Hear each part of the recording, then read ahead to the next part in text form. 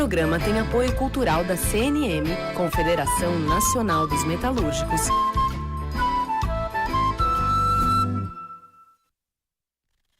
Livre para todos os públicos.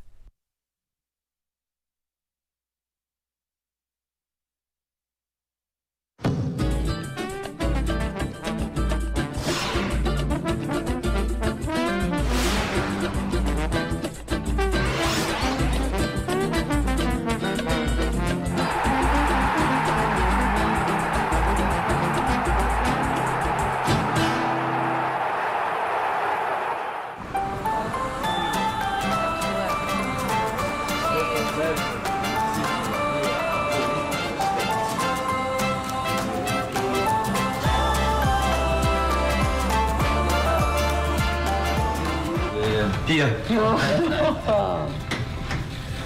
What a pleasure to have you here. Nice to be here. Yeah.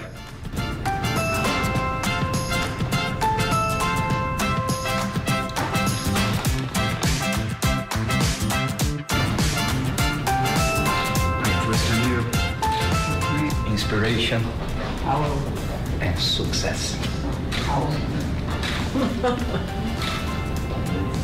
Conforme eu prometi, nós íamos voltar a conversar aqui com a Roberta Nina, a Juliana Regui, sobre futebol feminino. Porque ontem a conversa rendeu, mas não acabou. Não acabou. Então são 2 dias de conversa sobre futebol feminino. A gente dormiu aqui para conversar. Exato, porque faltou muita coisa. Futebol feminino não é só Copa. Tem que explicar para o pessoal que acabou a Copa, mas agora que está começando o futebol feminino. Exatamente. Se a gente ficar vivendo só da Copa, não vai acontecer. De 4 em 4 anos, de 4 em 4 não vai acontecer nada. Vamos começar com a nova técnica da seleção? Vamos. Esperamos muito por esse momento. Vadão, depois da Copa do Mundo, eliminação do Brasil nas oitavas de final, acabou sendo demitido, né, do cargo. Ele já tinha passagem anterior, né, já tinha treinado a seleção em 2015, 2016. E agora a CBF trouxe uma treinadora estrangeira, segunda mulher que vai estar à frente da seleção brasileira, que é a Pia Sundhage. Não sei nem falar. Esse Sundhage, outro dia eu demorei a falar o nome dela. Né? Exato. Mas vamos dizer que seja. A gente vai aprender, tem muito tempo para aprender. Mas quem tem Pia como primeiro nome, é Pia. É a Pia. E é sueca, né? Foi treinadora dos Estados Unidos, multicampeã, já trabalhou com a base também, né? Tem uma vasta experiência. Jogou futebol também. Foi jogadora de futebol. É muito carismática, demonstrou muita felicidade, né, em treinar o Brasil, falou muito bem também da nossa seleção. Quando ela esteve participando de um congresso da CBF em maio, ela já tinha demonstrado que estava feliz em estar ali no país do futebol e agora só comprovou isso, né? A alegria dela quando ela chegou foi contagiante. Nós temos um vídeo dela, ela falando no dia que assumiu. Vamos ver. Não é só a Marta, é o time. Você pode ter estrelas. Eu tive estrelas nos Estados Unidos, na Suécia, mas no final é o time que vence. Tentamos trazer o melhor do desempenho de cada uma. Isso é muito importante e acho que a Marta sabe disso. Marta, I think she knows that. Tem uma matéria no UOL da Renata, companheira de vocês, Sim. que agora ela tem a coluna agora na Folha, né? Toda sexta-feira tem Vibradoras com a Renata assinando coluna na Folha. Tá. Que ela conta uma história da Pia que ela jogava futebol com homens. Sim. Lá na Suécia. E ela se auto-intitulava Pelé. Sim. Ela se chamava de Pelé. Mas depois ela jogou também na seleção da Suécia, com certeza. Jogou, né, defendeu a seleção do país, foi campeã com os Estados Unidos, né, muito admirada pelas treinadoras que ela já comandou. Então a gente até conversou com algumas jogadoras brasileiras que disseram ter muitas boas referências da Pia, dos trabalhos anteriores, e é uma renovação necessária. Uma pessoa que tem ideias, que vive no meio do futebol feminino há anos e que pode somar muito com a seleção brasileira. Nós temos um outro vídeo dela conhecendo lá Teresópolis, que as meninas costumam de vez em quando treinar lá, né? Sim, elas usam as dependências agora também. As dependências da CBF. E ela se emocionou muito ao pisar no gramado e... Vamos ver.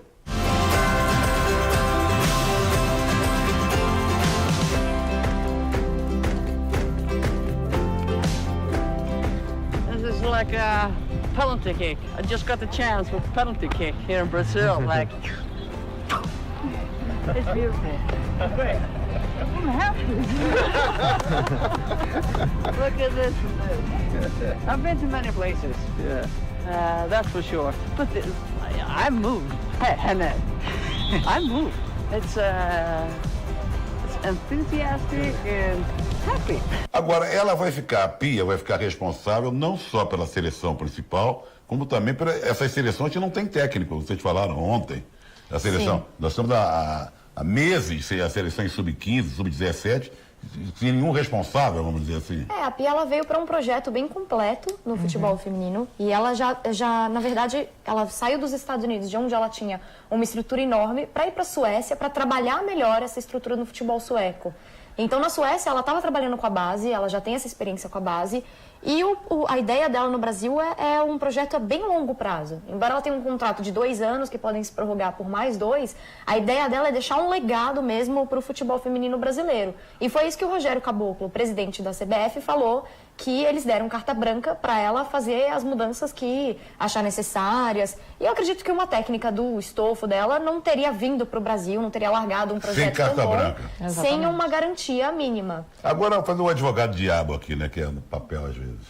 Não, o fato dela não falar a nossa língua, o fato de, por mais entusiasmada, país do futebol, sensacional, conhece futebol feminino como poucas, mas ela não conhece a realidade brasileira, das jogadoras brasileiras, que tem uma vida, sabe? Tem uma menina que entrou no doping porque...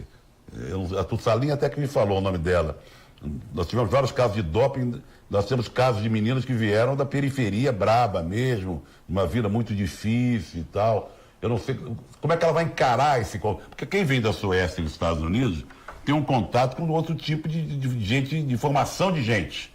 E as meninas que jogam futebol, as moças que jogam futebol aqui no Brasil, da seleção, e principalmente nos clubes, bom, os homens também não ficam atrás, né? Porque os jovens que procuram... Se a gente for pensar na Série D para baixo... Na Série D para baixo. Mas não sei se ela vai ter uma certa dificuldade em entender isso. Por isso que a gente fala que é importante, é claro que a Pia vai formar a equipe dela, né? Quando a Pia chegou para essa apresentação, a comissão anterior estava lá, né? O Vadão, o Vaguinho... O Vadão que já tinha conversado com ela, né? Exato, eles se reuniram né? para passar os relatórios, todas as informações que ele tinha com a seleção. Mas é importante que a Pia, ela tenha um amparo de alguém que conhece a realidade daqui, para junto com ela fazer esse trabalho se desenvolver. Isso o que preocupa também ao mesmo tempo. Porque se ela traz uma comissão técnica só de estrangeiros... Não, ela vai ter bastante gente aqui do Brasil, mas a questão é quem são essas pessoas. Quem são? Exato. Esse que é o problema, dúvida. Como diria o outro. Tem que ser alguém muito realista que passe a ideia de como funciona aqui para que ela conheça os meandros, todas as dificuldades e que também seja do futebol feminino. Então, assim, alguém que dê um direcionamento para ela, que fale inglês, obviamente, e que seja a ponte entre ela, entre a CBF, entre as jogadoras. Vocês acham importante que figuras assim como a Cici e outras façam parte desse grupo de apoio? É necessário, porque elas têm um conhecimento muito grande da história do futebol brasileiro, não só do que vive hoje, mas do que foi necessário para se chegar até hoje. O perrengue que foi passado. Então, ela conversar com uma Cici, por exemplo, é muito importante para a Cici até falar, olha, o futebol feminino no Brasil começou nos anos 80, assim, depois da proibição. Exato. O Radar jogava de tal jeito, o Saad jogava de outra forma. E contar como que os times se desenvolveram, como que criava-se estadual e acabava estadual, como que você também, os clubes de futebol, dependiam muito mais da boa vontade de um Cartola, de manter um projeto de futebol feminino, do que, sabe, fazer alguma coisa a longo prazo. Então, como que faz time, acaba time e essa coisa toda ao longo de 20, 30 anos de futebol brasileiro. Sim. Acho que foi a Juliana Cabral, estava vendo um programa, que lembrou que quando se jogava no São Paulo, jogava o Valdir Bigode, de centroavante. Eu não sei quem era o técnico. E a torcida... Era o Muricy. Muricy, né? Ei, Muricy, põe a Cici no lugar do Valdir. Isso, tinha esse grito nas arquibancadas. Mas, Trajano, o que a gente sempre fala é de também ter uma representatividade feminina. Não é que não existam mulheres capazes de trabalhar com a Pia. Elas são elas têm poucas oportunidades. A gente até fez uma matéria no Vibradoras listando mulheres que podem e merecem ter uma chance em cargo. Eu vi essa matéria. Além da Cici, a gente falou recentemente com a Rosana, que defendeu a seleção por 17 anos, parou de jogar ano passado, se especializou, tem cursos de treinadora, de gestora e está aí para somar e à disposição do que precisar. Então, assim, existem mulheres capazes, faltam oportunidades para elas. Tá. Falando em técnicas, teve a demissão do Palmeiras, como São Paulo, Grêmio, né? E Cruzeiro. 4 times de ponta no futebol brasileiro, conseguiram classificar suas equipes femininas da Série B para a Série A do Brasileiro. Exatamente. Vão disputar no ano que vem. Ano que vem, disputa a Série A1. Série A1. Mas a técnica do Palmeiras, ao conseguir esse feito, foi demitida uma semana depois. Foi, dias depois. Dias depois. Como é que vocês entendem isso aí? Então, a gente falou com a Ana Lúcia, né, que é uma ex-atleta também, que atua no futebol feminino há muitos anos. A gente falou sobre esse episódio. O Palmeiras subiu no domingo e na terça ela foi demitida sem muitas explicações. Os dirigentes alegaram incompatibilidade, né? Sim. Apenas falaram isso para ela, não sabe se incompatibilidade de ideias, de trabalho. O fato é que ela subiu a equipe numa campanha invicta e foi demitida 2 dias depois. Ela não teve, ela não conseguiu dar mais explicações, né, sobre isso. Então tem um clima aí no ar do que será que aconteceu. Tem um negócio meio uma nuvem, né? Exatamente. Ficou bem obscuro, porque foi um time que ela montou. Exatamente. E foi uma parceria que o Palmeiras procurou com ela, então ela já entregou um projeto pronto para o Palmeiras. É isso que eu acho mais esquisito, assim, né? Ela fez tudo, né? Como que se fala em incompatibilidade se foi o Palmeiras que foi atrás dela? E terminou invicto e classificou. Exato. Como é que é esse campeonato, já que estamos falando do Campeonato Brasileiro, como é que funciona o Campeonato Brasileiro? Então, ele tem a Série A1 e agora, com a resolução da CBF, fizeram a Série A2, esses 4 times subiram. Ano que vem serão 36 equipes, se eu não me engano. Já aumentou para 36? Para ano que vem, né? Com essas 4 que subiram e 2 que vão descer. Então, a ideia é que o campeonato fique mais forte, abrace mais equipes do cenário, porque na obrigação, né, que os clubes têm que cumprir pela Conmebol, todos eles têm que ter uma equipe de futebol feminino se quiserem disputar torneios regidos pela Conmebol, como a Libertadores da América. Agora, o que me chama muita atenção no futebol feminino não são times como o Palmeiras, subiu, e tem o Corinthians, tem o Flamengo, sei lá o quê. É o time lá de Manaus, não é? E um time lá de Santa Catarina. Eu acho que o Kinderman, né? Kinderman, que é de caçador. Né? Que não são times que tem times masculinos. Né? O Iranduba de Manaus. Como é que é o Iranduba lá de Manaus? Que chegou a lotar o estádio lá. Sim. O Iranduba, eu acho que existe vários fatores que explicam, né? Primeiro, eu acho que uma deficiência do futebol lá. E o fato de ter despontado e ter lotado o estádio, e as meninas fizeram, logo que o clube foi criado, fizeram uma campanha super bacana. Né? Elas são todas de lá, da região norte? Não, a maioria de fora. Sim. Vários atletas de fora. E eu acho que foi uma questão de entretenimento também, né? De você poder lotar um estádio, ver um time jogar bacana e ter um campeonato brasileiro. Então, a proximidade com o público, deu muito mais público que qualquer time de masculino. Exatamente isso que a Nina falou. A proximidade com o público também, né? Você não tem o futebol como uma coisa de celebridade. Você tem um futebol como uma pessoa, gente como a gente, né?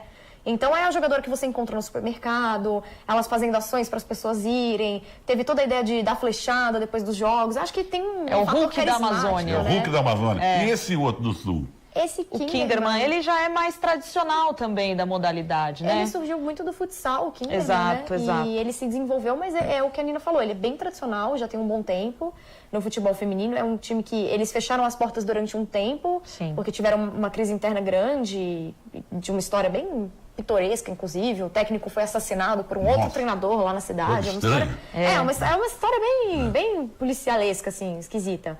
Mas é um time que existe há muitos anos e que eu acho que tem um nome muito forte no cenário feminino, porque é exatamente isso também, né? Não tem um futebol forte ali. Tá. E eu acho o futebol forte passa a ser o delas, né? E eu acho que é legal também você ver esses polos que não estão no nosso região central, no masculino, que vão indo bem no feminino também. E quem é que é bambambam no futebol feminino? Quais são os clubes?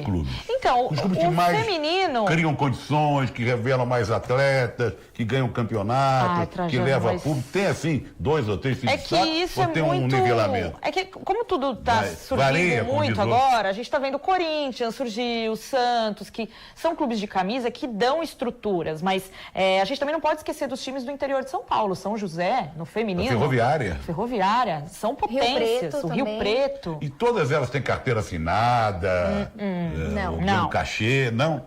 Não, geralmente elas funcionam por contrato, né? Os clubes fazem um contrato de temporada com elas cumprem esse contrato de 1 ano e depois vê se renova. Os clubes estão começando a se profissionalizar agora, então o Santos, um São Paulo, já tem carteira assinada com as meninas, né?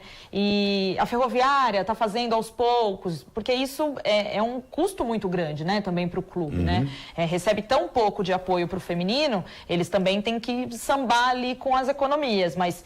Está num processo de profissionalização, lento, mas está acontecendo. E alguns clubes até têm um esquema de ter uma carteira assinada, não para todo o elenco, mas para algumas poucas atletas. Geralmente as mais de ponta, as mais requisitadas. Mas nós temos campeonatos regionais também, né? Tem o Campeonato Paulista, Campeonato Carioca, Campeonato Mineiro, Gaúcho. Tem. E aí tem Grenal. Nossa, o Grenal pega fogo. Tem uma coisa muito forte ali, né? Um ganha o outro ganha. Então, e também são times que... O Internacional, por exemplo, tem a Duda, né? Como coordenadora do futebol feminino, que é uma ex-jogadora, Duda Luizelli. O Grêmio tem o Iura, o ex-jogador do Grêmio. Mesmo Iura, sim, claro. Ele faz parte do comando ali também, da coordenação do futebol feminino. Legal. Tem uma treinadora. Então, as pessoas também podem conhecer melhor acompanhando esses campeonatos.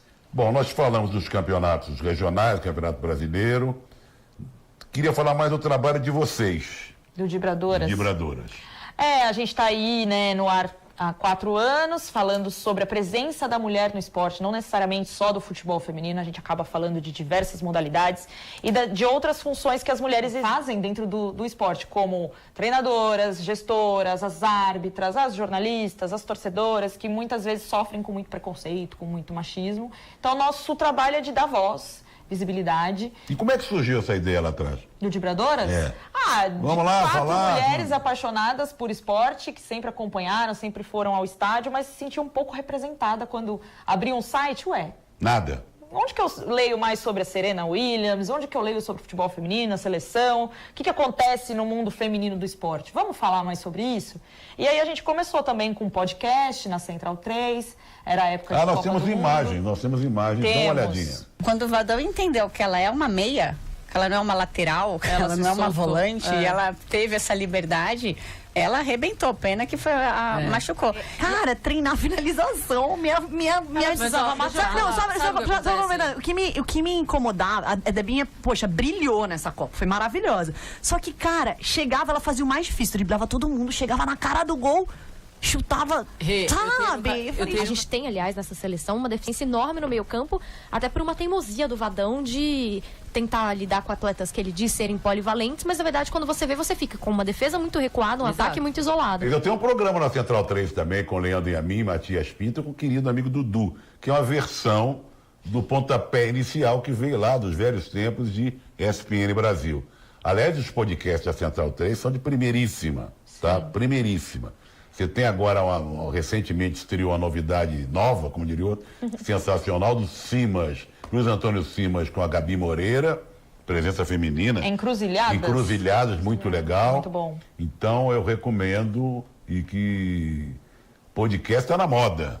Podcast é uma coisa que ninguém sabia também o que era. De uns tempos para cá, todo mundo quer fazer um podcast, quer ter, não só as pessoas, como também a Folha tem, Revista Piauí tem, o Estadão tem, não sei mais quem tem, né? Que é uma maneira muito boa também de fazer jornalismo, do público ouvir na hora que ele quer. Antigamente era web rádio, né? Exato. Web rádio. Você ficava refém do... A plataforma é tudo, né? Você pega pelo celular, você ouve no trânsito, você ouve na academia, claro. no mercado. E quem que vocês levam para esse programa na Central 3 no podcast? É só futebol ou... Não, a gente leva diversas atletas. Já foi Magic Paula, já foi atleta de esgrima, tênis, Patrícia Medrado, enfim, são várias árbitras, Renata Ruel, comentaristas, narradoras. Então a gente faz uma gama muito grande para falar da mulher do futebol. Esse vídeo que você passou agora, a Ju estava lá com a gente, foi com a Aline Calandrini, que é uma ex-jogadora do Santos, e a Milene Domingues, que também foi atleta. Que foi jogadora também. Também serviu a seleção. E foi logo depois que a gente voltou da Copa, a gente fez com elas. Então, quando a gente tem o convidado no estúdio, a gente faz a live para as pessoas assistirem. Mas Vibradoras também está agora. Vocês têm... no meu site eu sempre coloco matéria delas. Sim. Da Roberta e da Renata, da Juliana também. Nós falamos... As frentes que a gente atua... Vamos falar das frentes. A gente tem um blog no UOL, né? O Vibradoras, lá no UOL Esporte. Estamos lá na lista dos blogueiros. A gente tem a Central 3, onde a gente faz o áudio, né? O podcast. A gente tem canal no YouTube também, onde a gente abastece com vídeos e tudo mais. A Renata, toda sexta, assina a coluna da Folha de São Paulo. E a gente participa também do Redação Sport TV, semanalmente com o Barreto. Que coisa chique, hein? É muita coisa. É muita coisa. Vamos falar então no museu. No Museu do Futebol aqui em São Paulo, que tem uma exposição que já está há meses, né? Começou antes da Copa, né? Ali pertinho da Copa. Antes da Copa. E vai até outubro. Exatamente. Como é que é, Juliana? É linda, porque eu acho que é uma exposição que ela conta mesmo a história do futebol feminino no Brasil como a gente precisava que ela fosse contada. Então ela fala sobre a proibição, mas fala sobre os times que tentaram desafiar a proibição do futebol feminino. Para quem não sabe, o futebol feminino ficou 40 anos sendo proibido aqui no Brasil. Existiram nessa época times de vedetes, atrações meio circenses, assim, de olha, a mulher barrada. Aí, eu me lembro, eu venho de longe, hein? Eu me lembro do jogo que teve do Maracanã, de vedete. Quase não foi ninguém, mas a repercussão na imprensa... Eu me lembro que a revista O Cruzeiro fez uma matéria de várias páginas e tinha uma jogadora que se destacou, a Conchita Mascarenhas, que era uma vedete de teatro rebolado. Ela era casada com Mário Mascarenhas, que era um professor de acordeon. Naquela época todo mundo estudava acordeon. Se ia à casa de uma prima, ela tocava acordeon. A casa de uma tia, tinha uma outra prima, ela tocava acordeon. E esse Mário Mascarenhas se apresentava assim com uma orquestra de 200 pessoas tocando acordeon. E a Conchita era mulher dele, jovem, bonitona e tal, e se destacou no jogo. Mas eram todos, não tinha futebol, ali era muito mais. Era um entretenimento. Né? Porque era proibido, né? Foi até um desrespeito à lei, o negócio é uma... Muita mulher subversiva, né, que burlou a lei, que foi até para a delegacia. Tem a história da Lea Campos, a primeira árbitra, que... Isso é contado lá no museu, né? Isso é contado. Então, assim, tem uma linha do tempo que conta toda essa história da proibição, as matérias de jornais, exposições de camisas das grandes atletas. Dos primórdios, né, aqui no Brasil, você falou do Radar, você falou do SAAD. Os times que surgiram tanto no Rio quanto em São Paulo, em Minas, eles têm essa lista desses times que surgiram nos anos 80. Eu me lembro do Radar, que era um time de praia, né? Sim. E saiu das areias e criou um time de futebol feminino. Eu até esqueço o nome do... Eurico Lira. Eurico Lira. Foi a base da primeira seleção feminina, foi o time do Radar. E o SAAD aqui. De São Paulo. De São Paulo também precursor. Sim, também. Tem camisas lá da Cici, que ela... Até é um acervo nosso que está lá no museu, que a Cici nos presenteou com essa relíquia. E a exposição se chama O Contra-Ataque, né? É um nome muito bom também. Legal. Que conta essa história de luta. Também tem a história recente do futebol, o futuro, né? Exposto com as meninas que começam a praticar o esporte mais cedo hoje. Então é imperdível. Preço acessível. Tem dia que é gratuito. Vale a pena. Geralmente é terças-feiras. Exato. Eu acho que terça-feira que... E quem é que bolou essa exposição? Foram 4 curadoras, né? Exato. A Aline Pellegrino, que é coordenadora de futebol... Do futebol da Federação Paulista. A Lu Castro, jornalista. Grande Lu Castro, nossa amiga. É a nossa memória do futebol feminino aqui no país. A Silvana Groeninger, que é a pesquisadora no Rio Grande do Sul, que também professora. É um senhor nome no futebol feminino. Aliás, uma senhora, né? No futebol feminino. E a Aira Bonfim. Aira Bonfim, que é uma pesquisadora também. Então, são essas 4 que foram as curadoras da exposição. Então, repetindo, fica até outubro no Museu do Futebol. Aliás, é um baita de um programa. Porque agora está tendo jogos de futebol no Pacaembu. Então, às vezes, você pode aliar visita ao museu. Outro dia teve um jogo quando o São Paulo subiu. Exato. Com a Cristiane, inclusive. Sim. O jogo não foi, é no Pacaembu, você pode ir ao museu e assistir o jogo. Exatamente. Não, outro dia teve o Palmeiras e São Paulo, né, da semifinal da 2. Isso. Agora me conta... Que agora se chama Choque Rainha. Não é Choque Rainha. Não, nossa é Choque Rainha. Outro dia teve o jogo, foi o clássico que houve à tarde, e teve o jogo feminino com o mesmo duelo.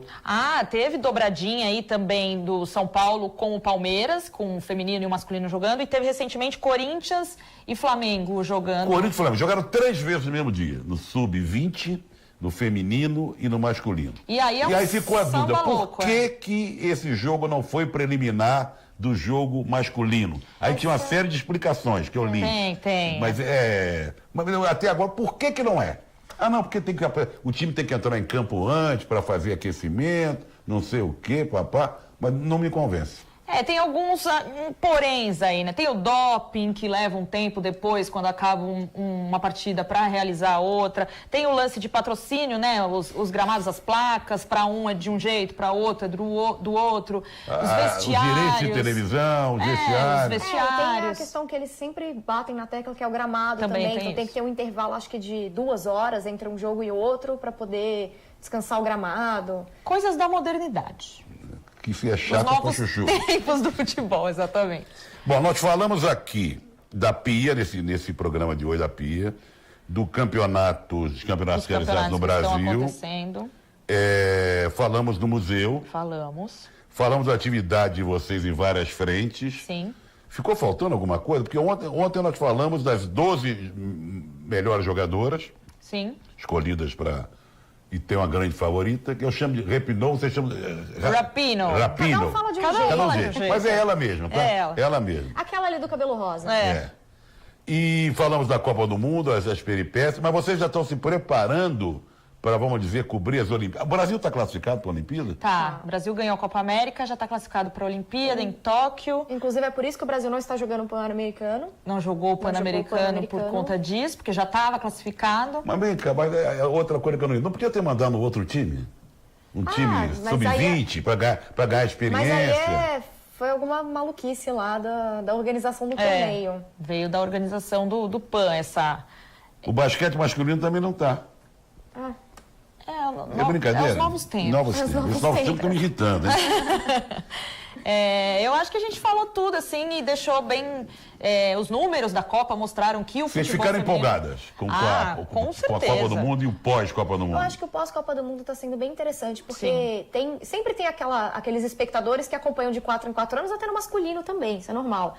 Mas acho que tem uma turma que ficou no futebol feminino, que está empolgado, que está começando a conhecer, e é legal ver essas pessoas começarem a se interessar. Então a audiência nos jogos, agora tem streaming, né, de plataforma passando Faltou jogos. uma coisa. Vocês têm alguma informação da prática esportiva nas escolas, nas universidades? Se isso aumentou, regrediu, o que acontece? Se nos colégios há um incentivo, não há incentivo nenhum? Vocês têm algumas informações sobre isso? Informalmente.